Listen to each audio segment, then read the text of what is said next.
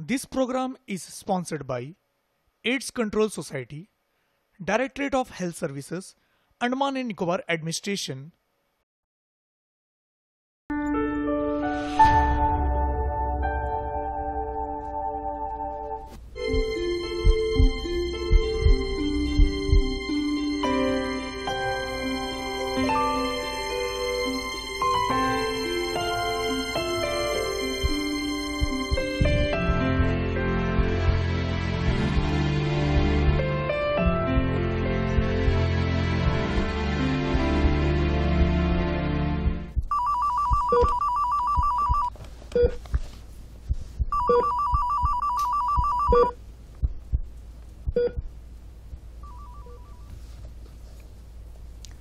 नमस्कार। इस विशेष live phone in programme में आप सभी का स्वागत है।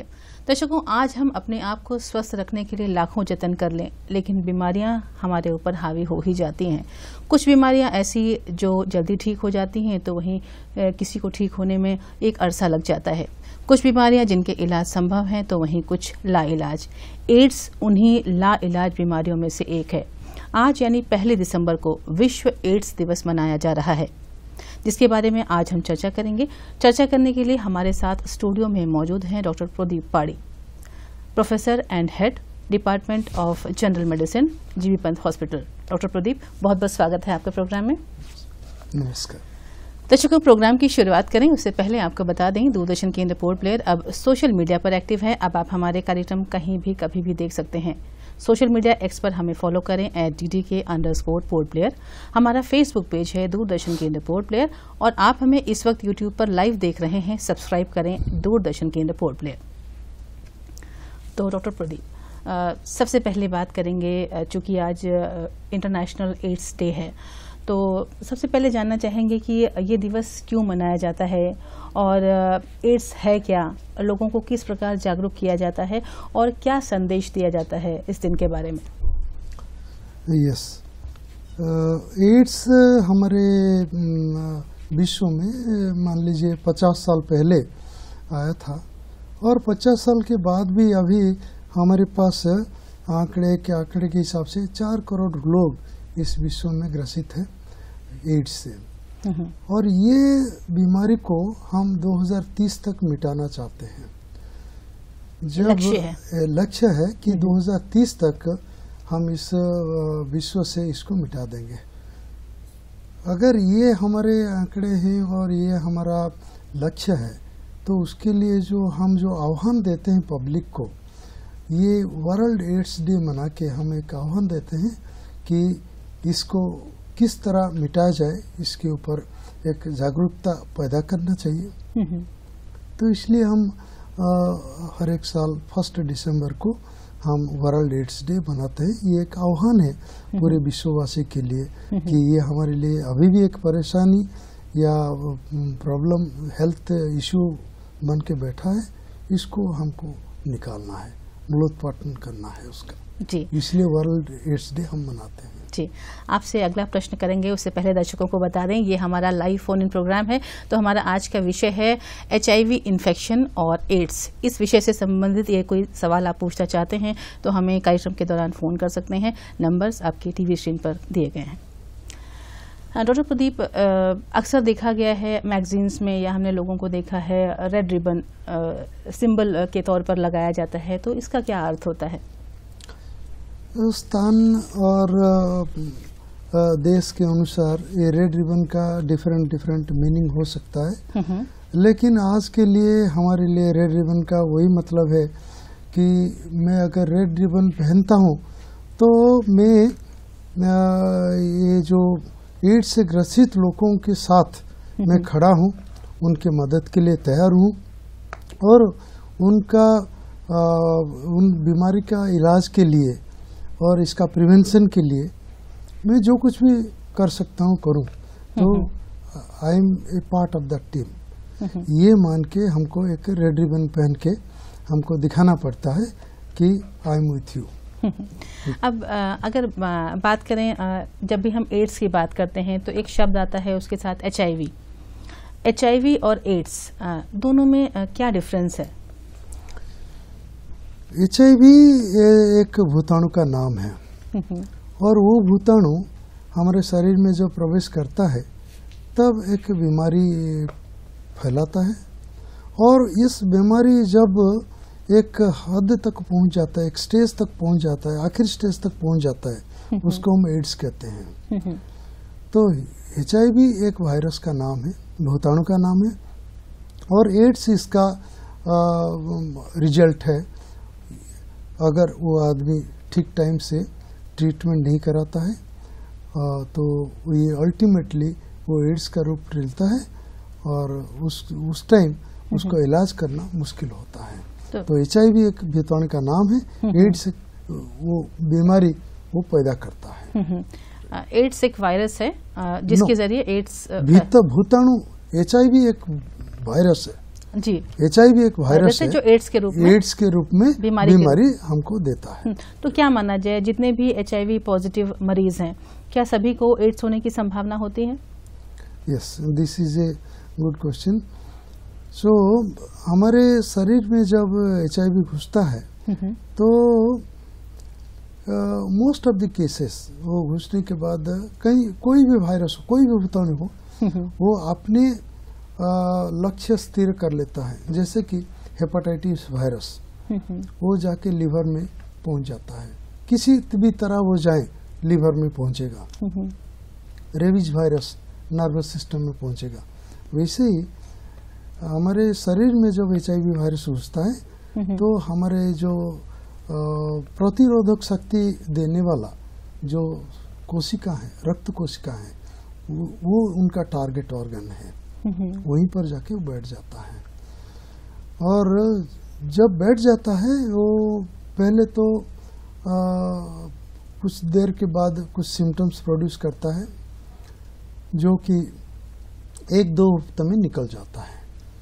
उसके बाद वो उधर सोया रहता है कुछ साल के लिए, 6 से 8 साल के लिए सोया रहता है। उसके बाद फिर प्रकोप उसका जारी होता है जब एड्स लक्षण बाहर प्रकट होता है उसका। तो ये बहुत कम होते हैं जो कि HIV इन्फेक्शन के बाद जिनको बीमारी नहीं होगा।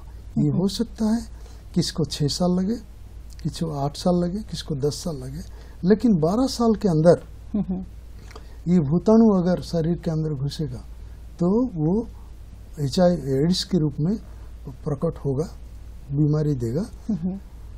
बहुत कम आदमी को जो कि वो घुसने के बाद वो फैलता नहीं है और फैलने के बाद भी कोई डिजीज नहीं करता है, उनको इलाइट ग्रुप बोल के नाम दिया गया है। बट ये परसेंटेज बहुत ही कम है, बहुत ही कम है।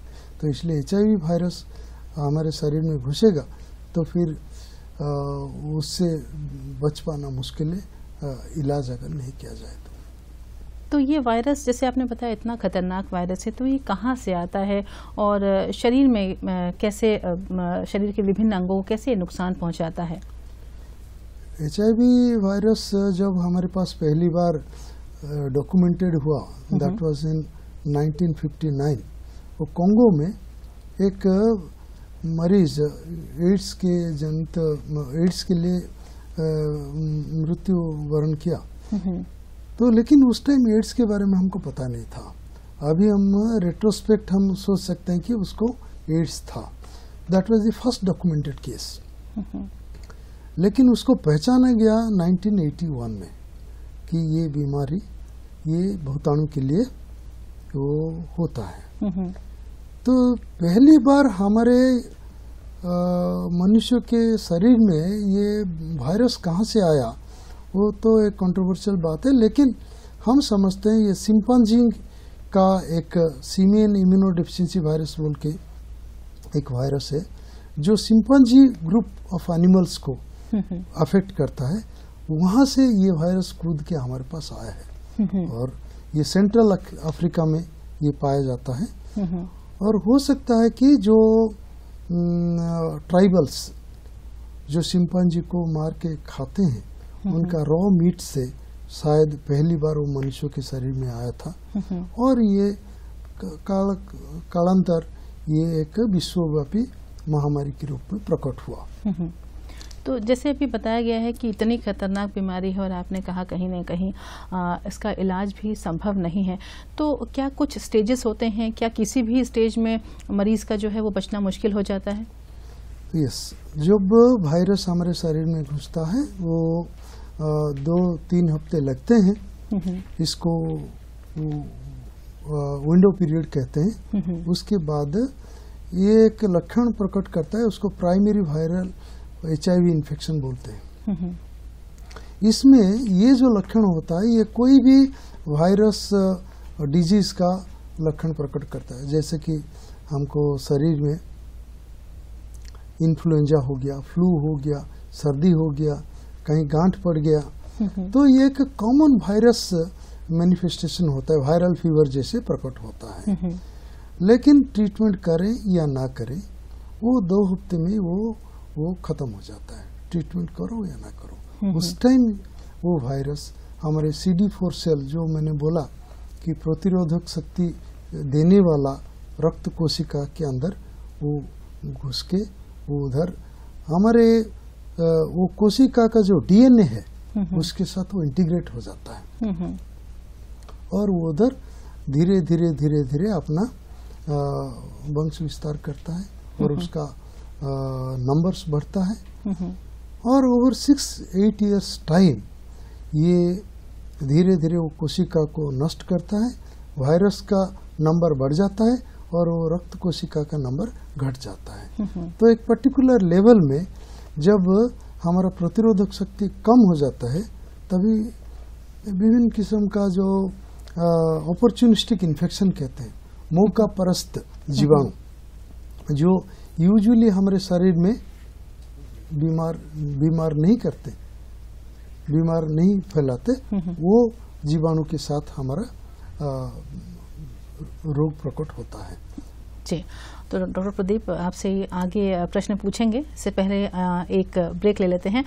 दर्शकों, दूरदर्शन केंद्र पोर्ट ब्लेयर पर इस वक्त आप देख रहे हैं डॉक्टर स्पीक कार्यक्रम और ये हमारा लाइव फोन इन प्रोग्राम है। और यदि HIV इन्फेक्शन और एड्स से संबंधित यदि कोई सवाल आप पूछना चाहते हैं तो आप पूछ सकते हैं। नंबर्स आपके टीवी स्क्रीन पर दिए गए हैं। मिलते हैं एक ब्रेक के बाद।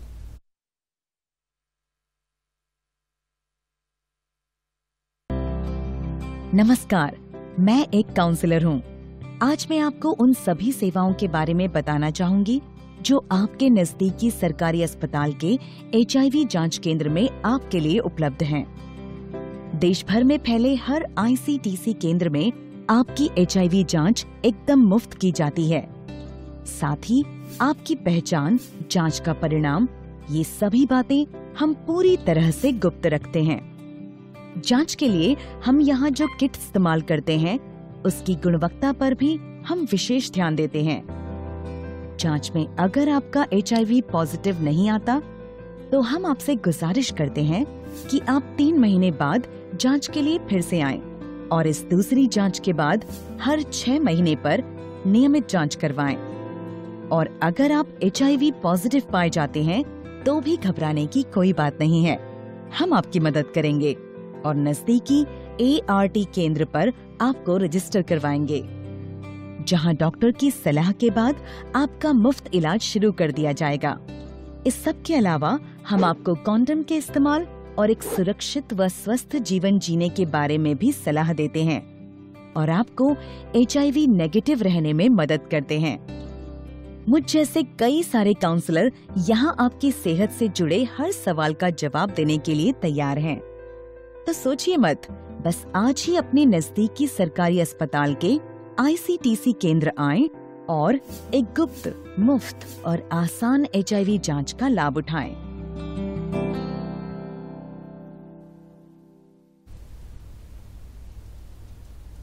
डॉक्टर स्पीक कार्यक्रम में आपका पुनः स्वागत है। डॉक्टर प्रदीप, जैसे आप बात कर रहे हैं कि एड्स जो है वो बहुत गंभीर मुद्दा है आज की डेट में, तो जानना चाहेंगे जो वर्तमान में कौन से एज ग्रुप के लोग हैं जो इसकी चपेट में ज़्यादा आ रहे हैं? एज ग्रुप अगर देखा जाए तो those age groups, those who are sexually active and young people, those who indulge in those sexual activities, indiscriminate sexual activity, or those group, those who are taking IV drug injections, ये श्रेणी में ये naturally फैलता है। और दूसरे किस्म का स्प्रेड होना ये मदर टू फिटस, बच्चा मदर से बच्चा को फैलना। और तीसरे किस्म का जो होता है कि ब्लड ट्रांसफ्यूजन। सो हमारे पास 4 ही मेथड है। एक तो है सेक्सुअल रूट ऑफ ट्रांसमिशन, दूसरा है ब्लड ट्रांसफ्यूजन, तीसरा by sharing needles by the drug users, और चौथा है मदर से फिटस को ट्रांसमिशन। ये 4 ही कॉमन मेथड से, बाकी जो मेथड्स हमारे सोसाइटी में आम जनता सोचती है कि बैठने से, साथ बैठने से, साथ खाना खाने से, या किसी के नज़दीक आने से, या अपना टॉवल कपड़ा शेयर करने से ये होता है क्या? ऐसा नहीं होता है। इसका कारण ये है कि वो वायरस जो है बहुत डेलिकेट है, वो बाहर ज़्यादा देर तक जिंदा नहीं रह सकता। इसको एक मीडिया चाहिए, और इसका ह्यूमन सिक्रीशंस का मीडिया चाहिए। तो इसलिए हमारे शरीर के अंदर ही वो रहता है, और बाहर निकलता है तो वो शरीर का क्षरण के साथ ही रहना पड़ेगा, तभी वो जिंदा रहे और वो आगे फैले। तो यानी कि जो चीज़ें हमारे शरीर में इंजेक्ट हो रही हैं, उसके ज़रिए वो वायरस जा रहा है ब्लड में। तो अगर अभी देखा जाए तो टैटूज़ का बड़ा फैशन है, लोग टैटूज़ बनवाते हैं। और सलून की अगर हम बात करें तो वहाँ पर एक ही ब्लेड यूज़ होता है। मच्छरों की अगर हम बात करें तो मच्छर भी एक व्यक्ति को काटते हैं, देन दूसरे को काटते हैं। तो क्या इन चीज़ों से भी एड्स का खतरा बढ़ सकता है? यस, ये जो हमारा सोशल राइचुअल्स हैं, जो टेंस्योर करते हैं हेड जाके, जो टाटू करते हैं, इन लोगों के लिए मच्छर काटने से और नीडल प्रिक से, ये बहुत सारे मेथड्स हो सकता है। थ्योरेटिकली पॉसिबल है और प्रैक्टिकल भी हो सकता है, लेकिन ये सब कॉमन मेथड्स नहीं है।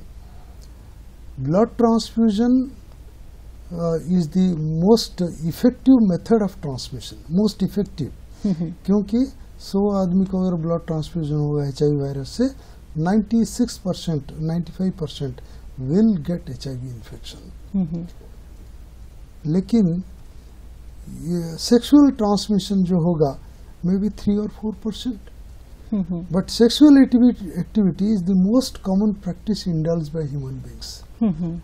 इसलिए इसका मेथड इफेक्टिव नहीं है, लेकिन most common method of transmission is sexual activity and high risk sexual activity, जैसे कि man sex with man, and there are transgenders, those who indulge in type of sex, and indiscriminate sexual workers के साथ संपर्क रखने से ये ज़्यादा फैलता है।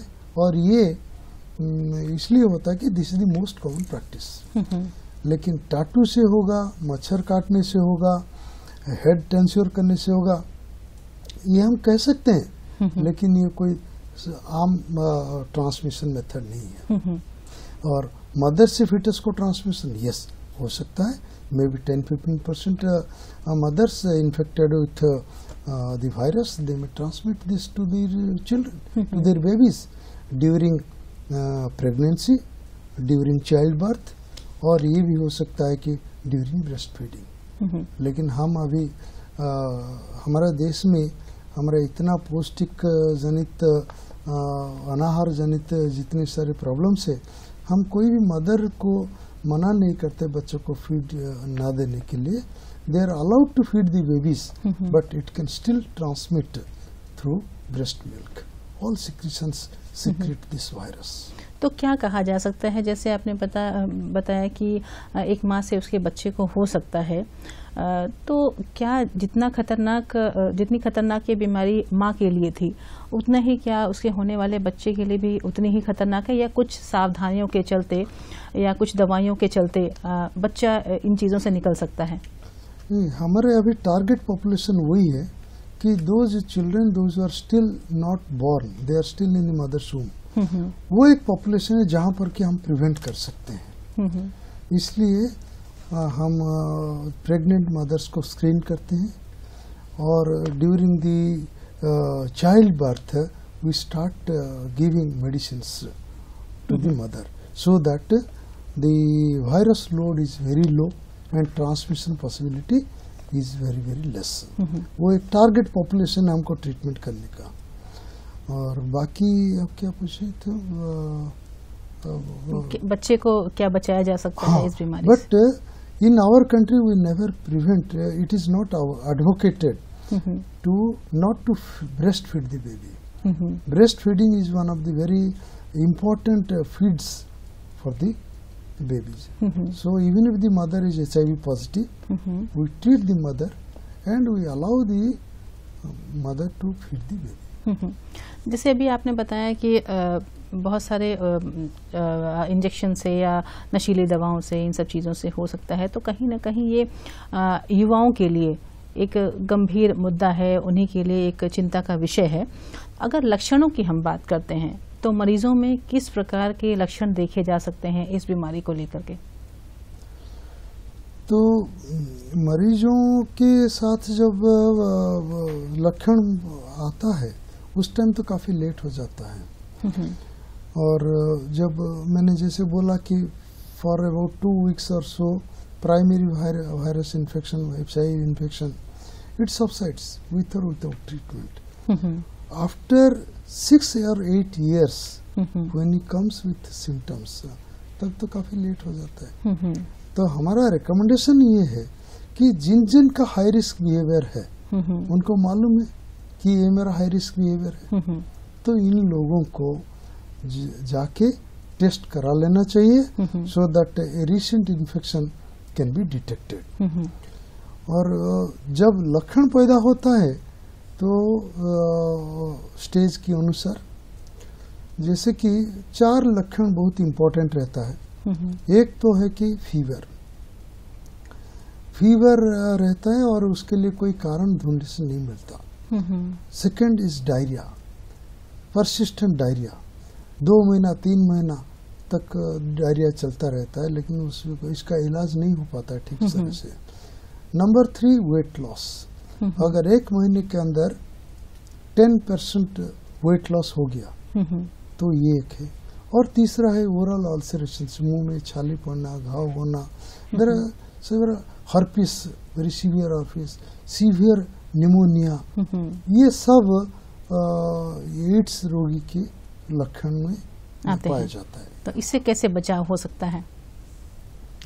नहीं, इससे बचाव होने के लिए तो आपको टेस्ट करनी पड़ेगी, और वायरस लोड हो ना हो ट्रीटमेंट लेना पड़ेगा।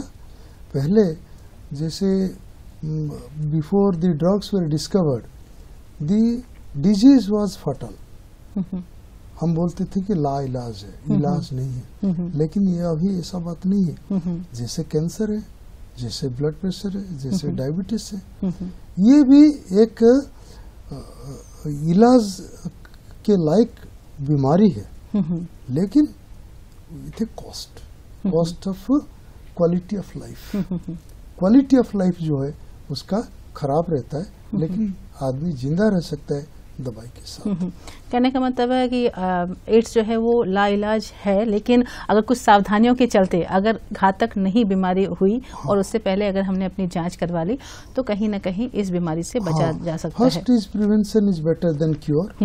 हमारे पास कोई अभी तो वैक्सीन तो अवेलेबल नहीं है, तो इसलिए हाई रिस्क बिहेवियर को से अवॉइड करना ये सबसे बड़ा बचाव है। इसलिए हम बोलते हैं कि HIV and AIDS is a behavioral disease. It is only because of the behavior. I did not know what behavior could produce this. मुझे अगर मालूम होता तो शायद ये चीज मैं नहीं करता। तो it is purely preventable, it can be preventable, और ये प्रिवेंटेबल तब होगा जब हमारे पब्लिक में जागरूकता पैदा होगा।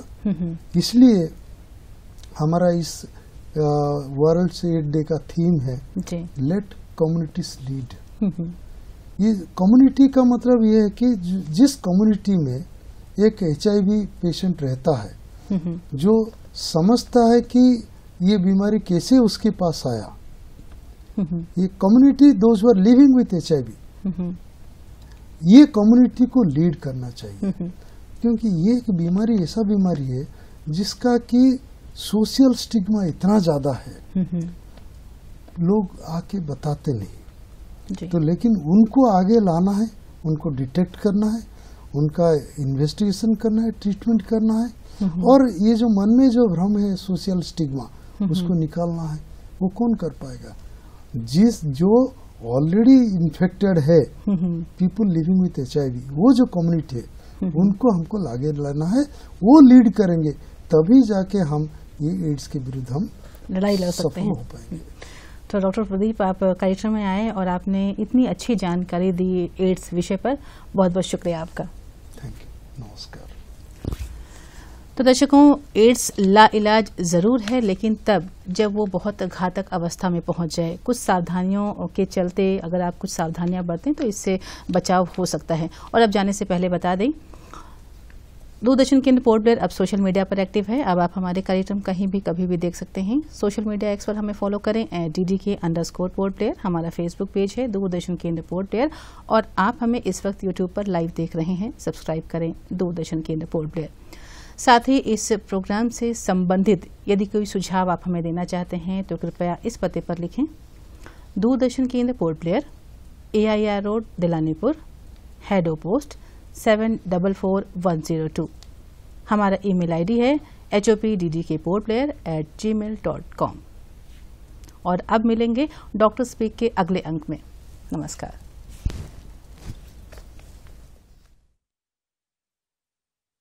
This program was sponsored by AIDS Control Society, Directorate of Health Services, Andaman and Nicobar Administration,